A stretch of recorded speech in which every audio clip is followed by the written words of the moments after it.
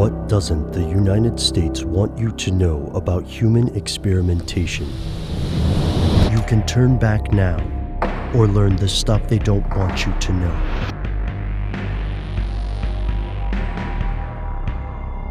Here are the facts.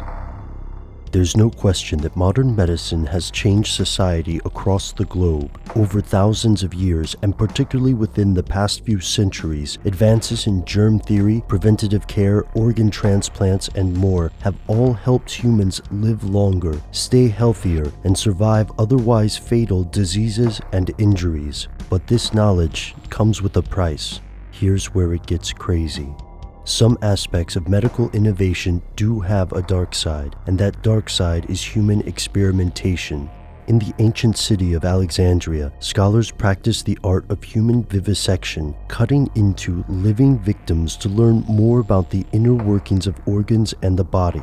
Herophilus, the father of anatomy, was rumored to have dissected almost 600 living prisoners, and gruesome experiments on innocents aren't just some ancient thing. They've persisted throughout history.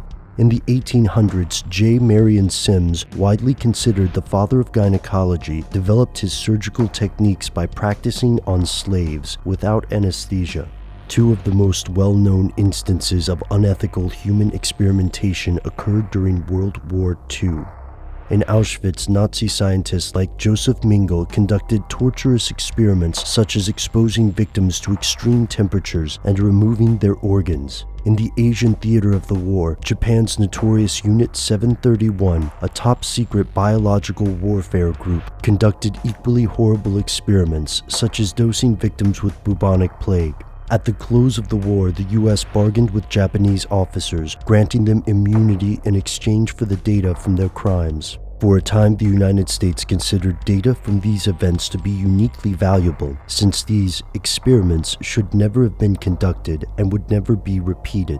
Later criticism emerged, pointing out that the Nazi scientists in particular were guided by ideology rather than pure science. They set out to prove their pre-existing beliefs were correct. Today, questions about the value or use of this data persist. Does using the data count as validation of these atrocities? Did the Japanese and Nazi scientists produce anything of scientific value, or did they simply rationalize depraved acts of torture?